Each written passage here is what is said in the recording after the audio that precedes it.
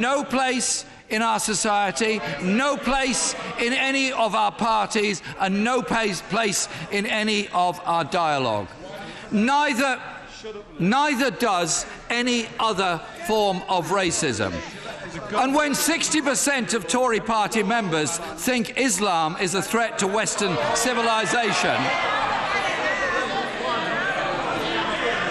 and the Prime Minister has said she will act on Islamophobia within her own party, I hope she does. I look forward to seeing that being dealt with, as we will deal with any racism that occurs within our own party as well. Mr. Speaker, the Committee on Climate Change last week published its annual report, and it described the government's efforts on climate change not a bit like what the Prime Minister just said. They described it as being run like Dad's army.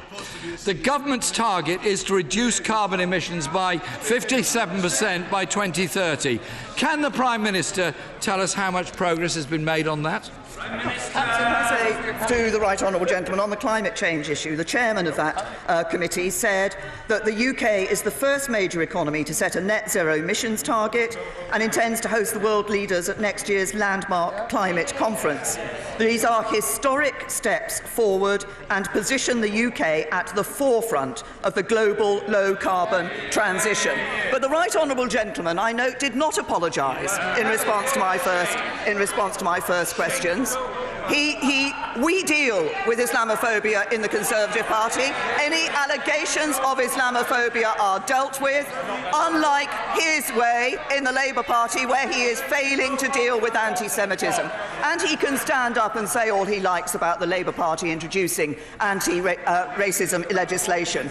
Just last week, Trevor Phillips, the former chairman of the Equality and Human Rights Commission, said the following: Labour today presents like a textbook case of institutional racism. Jeremy Corbyn! Mr. Speaker, this party opposes racism in any form whatsoever in our society. And coming from a Prime Minister who encouraged the hostile environment, sent go-home vans around London and deported British citizens, which she's now had to compensate them for, I think she might look to her own party and her own government's records as well. Mr. Speaker, the issue of climate change is obviously crucial, and we support zero emissions target. The latest figures, however, released in April, show the government is going to miss that target by 10%. The gap is widening. At the current rate, they won't meet their 2050 target until 2099. At that point will be too late for our planet and our children. Clean energy investment has fallen 3 years in a row. Why does the Prime Minister think that's the case? Prime Minister. Still no apology, I note, from the right honourable gentleman. But we've outperformed in our first and second carbon budgets. We're on track to meet the third. We have taken the historic step of legislating for net zero emissions by 2050.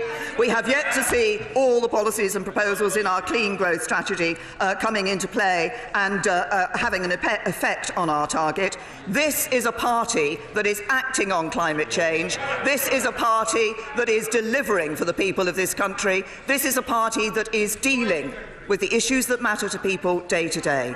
The right honourable gentleman needs to start dealing with the issues that matter to the members of his Labour Party, as shown in the newspapers this morning. Jeremy Corbyn! Speaker, it was a Labour government that introduced the Climate Change Act of 2008. It's the Labour Party that is... It's the Labour Party that is committed to dealing with the issues of climate change. Can I give the Prime Minister a few suggestions why renewable investment is falling?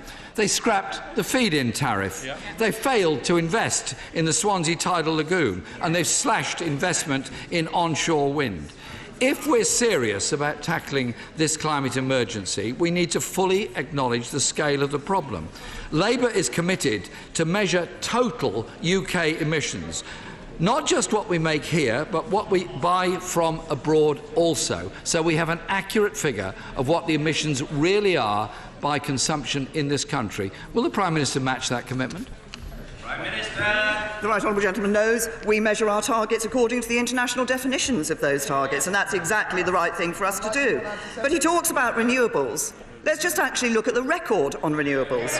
Last year, renewables generated a record amount of electricity in this country, 33%. Over the last year, we've generated record levels of solar and offshore wind energy. And 99%, he talks about what the Labour government did, 99% of solar power deployed in the UK has been deployed under Conservative government. We're actually hiding the scale of the problem by passing the buck to other countries as well. If all emissions are counted, the figures would actually be 69% higher in this country. Every year, Mr. Speaker, air pollution kills 40,000 people in this country. In 2017, the Conservative manifesto said it would promise to take action against poor air quality in urban areas. What action has been taken? Well, can I say, first of all, to the right honourable gentleman, air pollution has reduced significantly since 2010 under the Conservatives in government, and our clean air strategy is the most ambitious air quality strategy in a generation, described by the World Health Organization as an example for the rest of the world to follow. Jeremy Corbyn. Wonderful words, Mr. Speaker, they truly are. The only problem is air pollution levels breach legal limits in 37 of the 43 areas of this country. 2/3 of our children are growing up in an area where pollution breaches legal limits.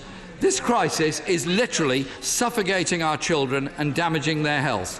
Once again, this government is dodging its responsibility while Labour leads the way. The Mayor of London, for example, is leading the way on better air quality in the capital city. The Tories promised the greenest government ever. They failed on carbon emissions. They failed on air pollution. They failed on solar. The Prime Minister says she wants action but supports fracking and has effectively banned onshore wind. The climate emergency simply cannot be left to the market. All of us need to take responsibility to secure our common future. Labour led the call to declare a climate emergency and has pledged a green industrial revolution with new jobs. When will this Conservative government face up and get a grip on this crisis and deal with it? Can I say to the right honourable gentleman that we have already seen over 400,000 new jobs in the area of renewables and clean growth in this country, and we expect to see up to 2 million more jobs in that area. But I'm not going to take any lectures from the party opposite on this issue. When the last Labour government ignored advice that diesel fumes would damage our environment and incentivised diesel cars through the tax system. He talks about dodging responsibility. The person who's been dodging his responsibility during this PMQs is the right honourable gentleman. The real disgrace is his handling of racism in the Labour Party. Activists protesting, MPs leaving, staff resigning. What would his great heroes of Attlee, Bevan and Ben think? Look what he has done to their party. We will never let him do it to our country.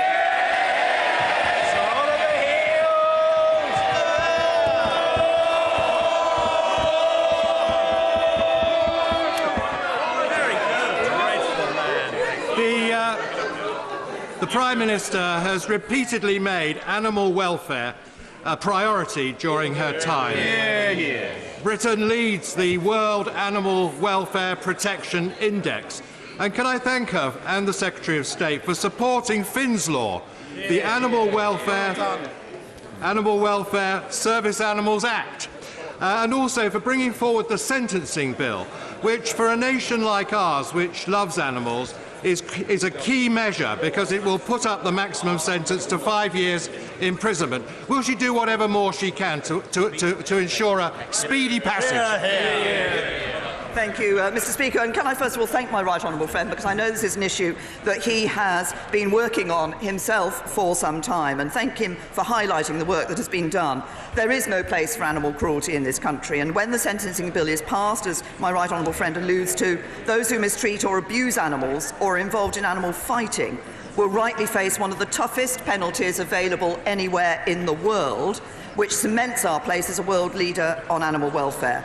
And the new maximum penalty will also apply soon to those who attack our brave service animals, such as Finn the police dog, through Finn's Law. And I want to pay tribute to the supporters and those organisations such as Battersea Dogs and Cats Home and the RSPCA for championing these changes, and I wish it a speedy passage through this House and the other place. Ian Blackford. Thank you, Mr. Speaker. This week, the Prime Minister finally did the right thing.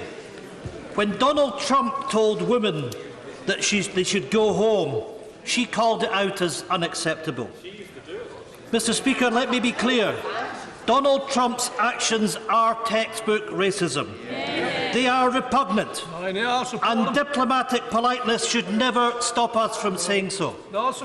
Will the Prime Minister now, on reflection, also take the opportunity to call out and condemn the racism of the go-home bans that she created in coalition government with the Liberal Democrats? I said at the time that that was too blunt an instrument.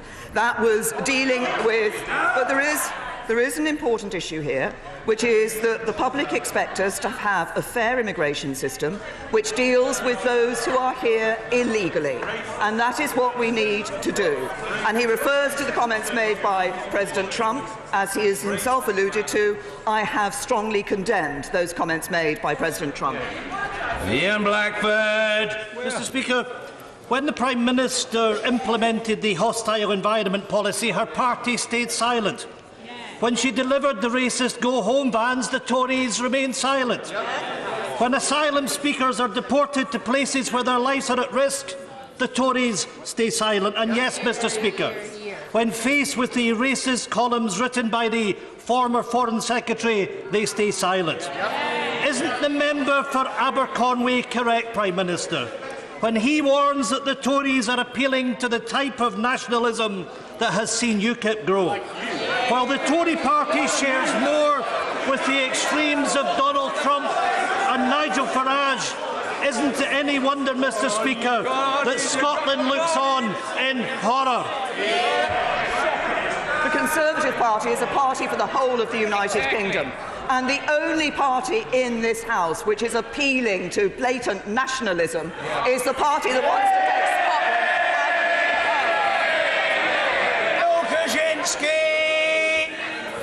Thank you, Mr. Speaker. In Shropshire, 300 doctors, surgeons and clinicians have been at the forefront of major reconfiguration and modernisation proposals for A&E provision in our county.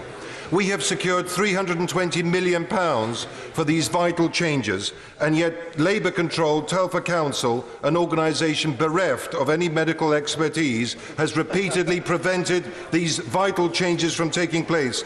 Will the Prime Minister update the House when this long-running saga is going to finally come to an end and my doctors and clinicians can get back to their day jobs? Can I say to my honourable friend, I thank him for raising what is obviously a very important issue for him and his constituents, and I recognise that there are concerns about the Future Fit programme and the services in Shropshire.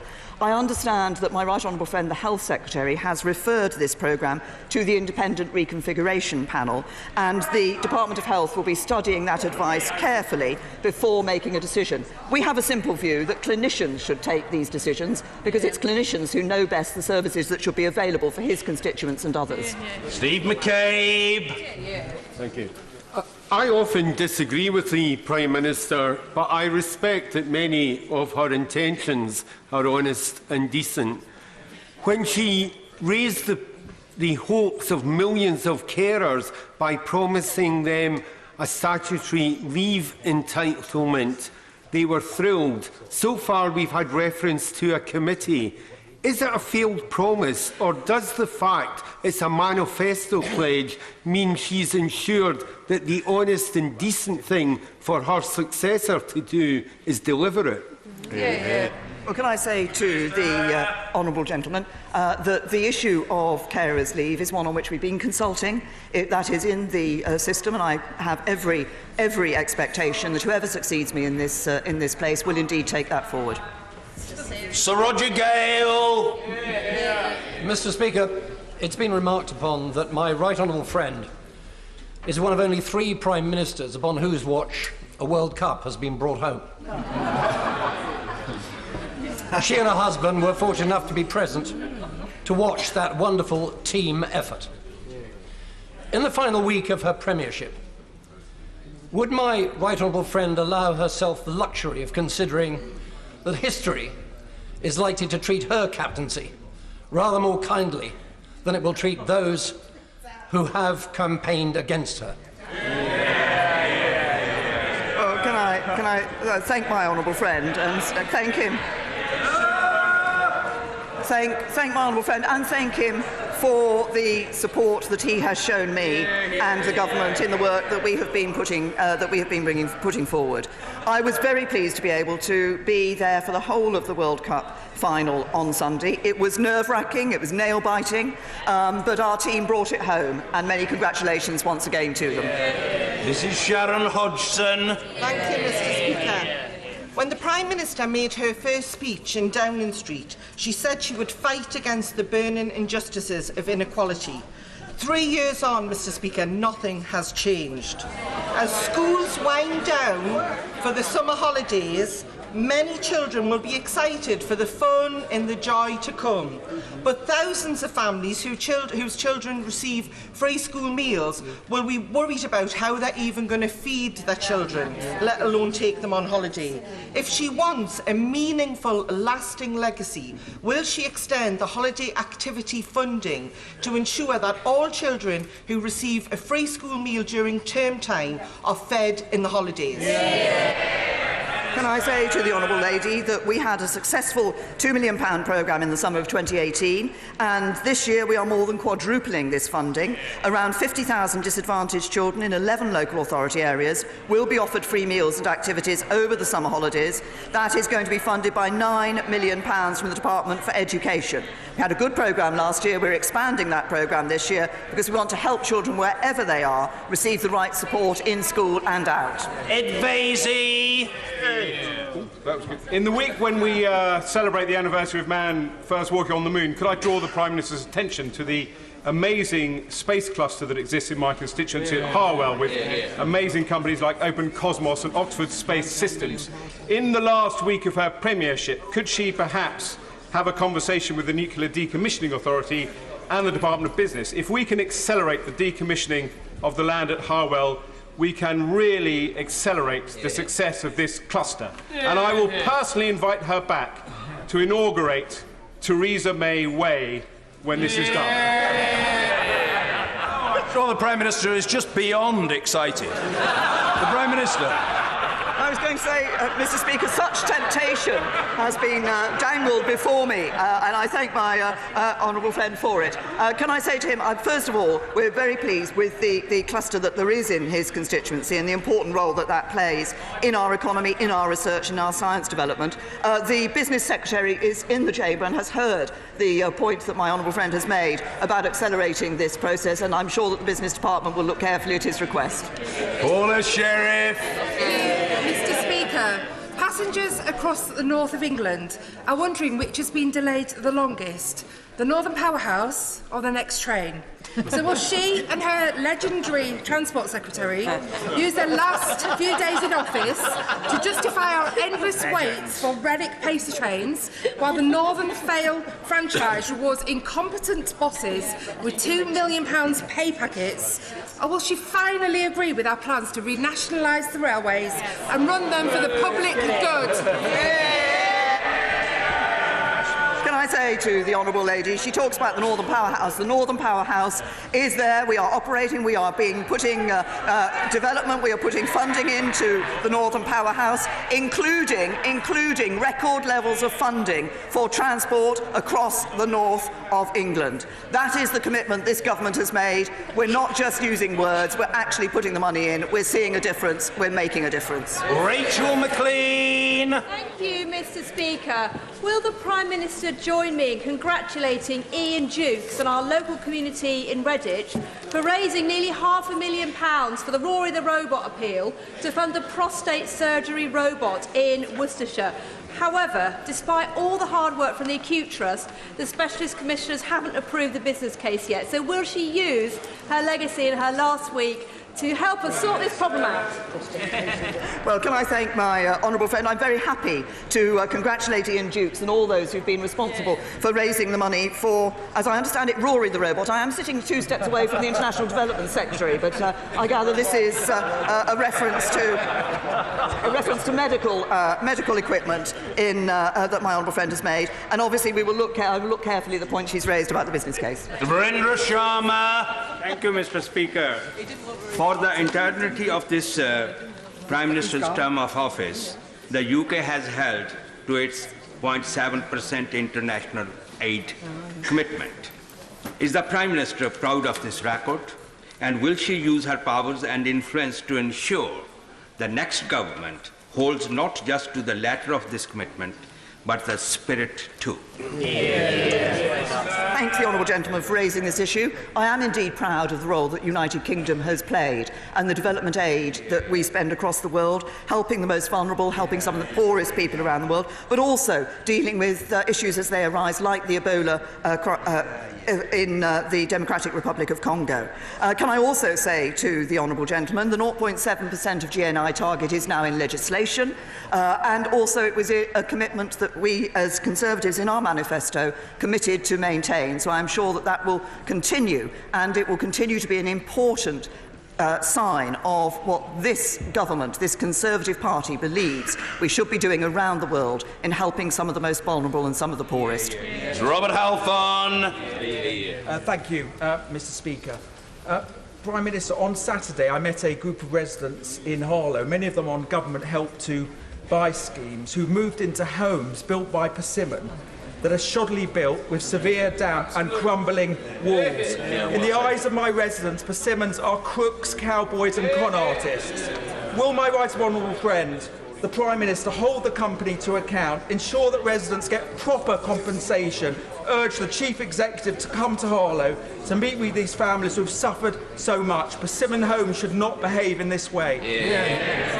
Well, my honourable friend has raised a very important issue, because as we increase the housing supply, it is important that the quality of new build homes continues to improve, and that we set out in our housing white paper an ambition, a target for a housing market that works for everyone. So we do expect developers to deliver good quality housing.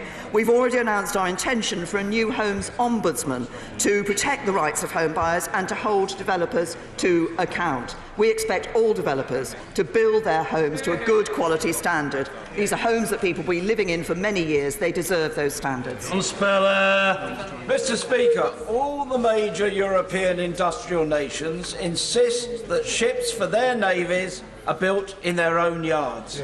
So as part of her legacy, can I urge the Prime Minister to be a good European and follow their example, and instruct the Ministry of Defence to build their new support vessels in British yards, securing British jobs and using British steel?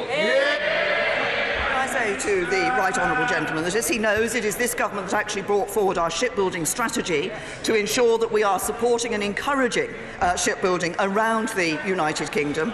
In relation to the Royal Navy, obviously the issue that he refers to is, I understand, support ships, and the Ministry of Defence is looking at the future provision of the building of those support ships in the future. We, of course, maintain our position in relation to the building of the ships of the Royal Navy. George Freeman. Mr. Speaker, this weekend our sporting heroes, winners and losers, inspired a new generation. Science can also inspire. 60 years ago, JFK electrified the world and united a divided and fearful nation with the inspiring Apollo moonshot programme, which also helped to defeat the Soviet Union and laid the foundations for US technology leadership. Would my right honourable friend join me in saluting our pioneering scientist astronauts Helen Sharman and Tim Peake, and agree with me that Brexit can and must be a moonshot moment for British science and innovation to tackle global challenges? Well, can I thank my honourable friend for raising this with me? I'm very happy to congratulate and salute our pioneering UK astronauts Helen Sharman and Tim Peake.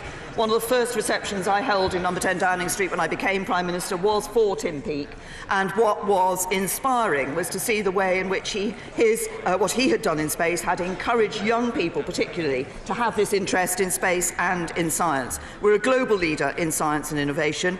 We will continue to do that once we leave the European Union, and of course leaving the EU will open opportunities for UK science and innovation to tackle global challenges.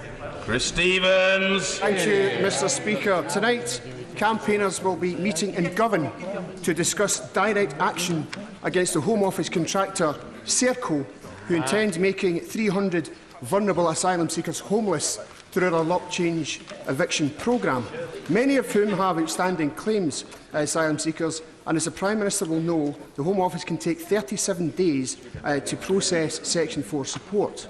So will the Prime Minister intervene, stop these evictions, prevent a homelessness crisis in Glasgow, and respect live legal proceedings so the law can be clarified in this regard? I say to the honourable gentleman, we are committed to providing asylum accommodation that's safe and secure. We take the well-being of asylum seekers and the local communities in which they live very seriously.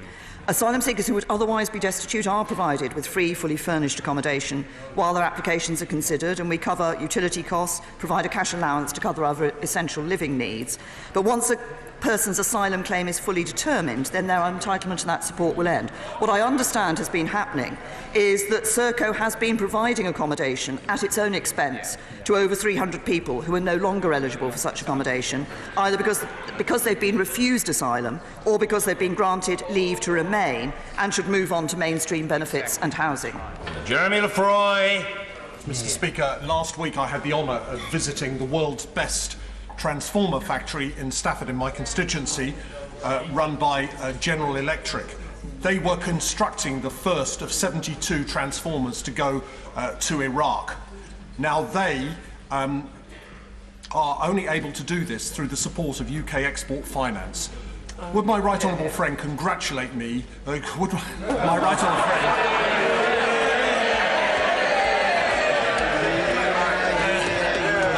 thing my right honourable friend should do is that, but would my right honourable friend congratulate UK export finance on backing British business? Can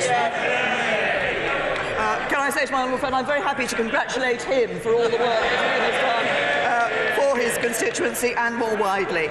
And he's absolutely right. UK export finance is an essential part of the government support that can be provided to exporters. I'm very pleased that the Department for International Trade has changed the rules to enable UK export finance actually to be able to provide support for some smaller exporters, which has encouraged them. UKEF plays a vital role in our economy and in our exporting around the world, and I'm happy to congratulate them for the work they do. I'm always happy to congratulate the honourable gentleman, as others will, for one very good reason that the public should know. The honourable gentleman invariably plays the ball rather than the man or the woman. He sticks to the arguments, and that's why he's respected not only by his constituents but across the House. Patrick Grady. Thank you, Mr. Speaker. On the 26th of June, this House agreed an SNP resolution regretting that her legacy will be the hostile environment. And yesterday, the all-party groups on Africa and Malawi published a report showing that structural failures in the visa system is continuing to perpetuate that hostile environment. How can her government spend millions of pounds on a global marketing campaign saying that Britain is great, when for so many academics, artists and traders from Africa, Britain is closed? Can I say to the honourable gentleman that entry clearance officers consider applications for visitor visas with the utmost rigour, because our visas are an important way of securing our border and an effective tool for us in reducing illegal immigration, tackling organised crime and protecting threatening national security. He references visas for people coming from countries of Africa. The percentage of African nationals who saw their application granted is up by 4% on what it was 10 years ago, and is only slightly below the average rate of the last 10 years. And visa applications from African nationals are at their highest level since 2013. Nigel Evans. Thank you, Mr. Speaker. 3 weeks ago, I was in New York for World Pride, a celebration of equality and love, with 150,000 people marching down Fifth Avenue, cheered on by millions of people. Then we had London Pride, and we'll have lots of other prides in towns and cities throughout the UK and Europe. But it's such a different story in so many other countries, where millions of people live in fear of prosecution and persecution. And Commonwealth countries blame British legacy legislation. What message does she have to them that they can change their laws progressively and that everybody in their countries can live in equality and harmony and love? Well, can I say to my right honourable friend, he's absolutely right, and people will have seen a wonderful Pride parade here in London, and I was only sorry I was not able to be present at the Pride reception in number 10 Downing Street. Was pleased to be able to host, that people were hosted in number 10 once again this year. He raises an important issue. It's one that I raised at the Commonwealth Heads of Government meeting last year, where I made it clear to countries in the Commonwealth that we want to see them introducing those progressive laws, introducing those changes in their legislation, and more than that we are willing to help them and provide support to them and show them how the legislation that we have used, so that they can adopt that, so that people can indeed live in true equality. Kirsty Blackman. Mr. Speaker, the Prime Minister claims to care about people whose lives have been destroyed by modern slavery, and she claims her work in this area will be part of her legacy. It is a legacy to be ashamed of, Mr. Speaker, as BuzzFeed News have uncovered Home Office data showing that only 16 of 326 child victims of modern slavery had their discretionary leave visas approved in the 20 months to December 2018. Refusing child trafficking victims safety, this cruel and callous hostile environment is the Prime Minister's legacy.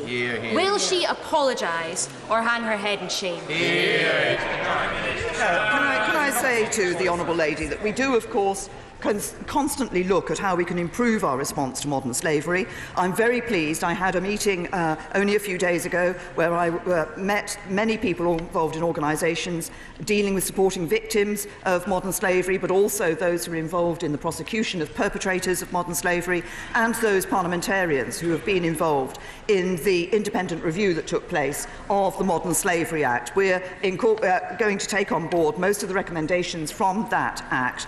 But I have to say to the Honourable Lady, I make no apology for introducing the Modern Slavery Act. It was a Conservative government that actually dealt with this issue, that we continue to deal with this issue. We took it seriously when other parties were not willing to do so. First glove. Mr. Speaker, as a distinctly average cricketer who's fully aware of his limitations, I grew up dreaming of an England side lifting the Cricket World Cup in a Lord's final in front of a home crowd. How does she believe we maximise the opportunity of Sunday's incredible success to encourage the next generation to get involved and pick up a bat and ball? Can I say to my honourable friend that, first of all, I think so many people around the country have been engaged and have taken inspiration from the England cricket team's success. But crucially, a very significant number of children have also been introduced to cricket. And I think that the work that takes place for cricket in the streets, for actually introducing children to the basics of cricket. I want to quote a figure which I heard yesterday, but Mr. Speaker, I do so with care, because I think it's something like 1 million children have now been seeing cricket and been introduced to cricket as a result of the World Cup tournament here in the UK. We must build on that for the future. Thank you. Neil Gray. Thank you, Mr. Speaker. Yesterday in Parliament, a young man named Adam, who has learning difficulties, spoke at the launch of a report from the Disabilities Benefit Consortium entitled "Has Welfare Become Unfair?" Adam told us about how, as a result of cuts to his benefit support, he has had to choose between paying to travel to his appointments and buying milk. What does the Prime Minister say to Adam, and how does she respond to that report, which says that disability benefits have been cut 4 times faster than others in the 9 years that she has been in government. Well, can I say to the honourable gentleman that obviously the Secretary of State has heard the specific case that he raised, but when we look at the support that we have given to disabled people and people with health conditions, it is actually at a record high. Spending on disability benefits will be higher in every year to 2023 than in 2010. And what we have also done is provided support and continue to provide support for disabled people to get into the workplace. And the number of disabled people in work has increased by almost 950,000 over the last 5 years. Maggie through. Speaker, this year the school sports premium is worth about £500,000 to primary schools across my constituency. It's been a key driver in helping more children establish healthier lifestyles, which they will hopefully continue into childhood. Will my right honourable friend join me in encouraging the next government to look closely at extending this funding beyond 2020 so we can help even more children become healthier for life, and also hopefully inspire some of those young people to become our World Cup winners of the future? Well, can I say to my honourable friend, she's raised an important issue. I think we all recognise the importance of sport in schools, and the Sport Action Plan has an aspiration for every child to get 60 minutes of sport and activity a day, and that's why we did publish a cross-government school sport action plan on Monday. That will be taken forward. This is an issue that Conservatives in government have taken very seriously. We're putting that PE and sport premium in. It will continue in the 2019 to 2020 academic year. Obviously, future questions about spending will be for the spending review, but I think my honourable friend can take it that Conservatives in government will continue their commitment to ensuring that we see a healthy lifestyle for young people in this country. John McNally. Thank you, Mr. Speaker. On day-to-day issues, PM, post-Brexit concerns raised by Scotland's seafood industry, transport delays, new tariffs, taxes, put the industry simply on an unequal playing field with European counterparts. How can the PM, can she tell us how the UK government is going to support and protect this high-value industry when it faces product loss due to these delays that will certainly lead to higher and soaring insurance premiums and thresholds? Well, can I say to the honourable gentleman that we take industry across the United Kingdom very seriously. We have ensured, he referenced the issue of Brexit and leaving the European Union. We have ensured, that a deal was negotiated which would have protected jobs and protected industry across the United Kingdom. Sadly, the honourable gentleman and others in this House chose not to support that. I continue to believe that the best way forward for industries in his constituency and across the UK is for us to leave the European Union and do so with a good deal. Jack Brereton. Thank you, Mr. Speaker. Figures yesterday show wages are rising faster than inflation, meaning more money in the pockets of hard-working people in Stoke-on-Trent. Can I thank my right honourable friend for the action her government has been taking to help families with the cost of living, reducing taxes on income, increasing the national living wage, and increasing free fuel duty? Can I thank my honourable friend? I think it is good news indeed. It was good news from the employment figures we saw yesterday that there are more people in work now in this country than ever before. And I'm also pleased that we have been able to help working people with their finances. We've done that through the national living wage, we've done it through cutting taxes, we've done it through freezing fuel duty. And for the lowest paid, the national living wage and the cuts in taxes mean they now take home £4,500 more than they did under the last Labour government. Kerry McCarthy. Thank you, Mr. Speaker. At Prime Minister's questions on the 26th of June, I was pleased to hear the Prime Minister express sympathy for my 18-year-old constituent, Jake Ogborn, who has spinal muscular atrophy. In May, NICE posted a press release saying that the drug Spinraza would be made available to SMA patients, and that the clear implication was it would be made available to all of them, only for Jake to have his hopes cruelly dashed when he was told he was just outside the hitherto unmentioned eligibility criteria. This is a young man whose future is at stake. The Prime Minister said on that occasion she would follow up. Can I ask her if she has yet managed to do so? Can I say to the honourable lady, I don't have a response to the specific case that she has raised again, but I will ensure that a response comes to her before I leave office. Thank you. Order. Order come after urgent questions, of which there are 3.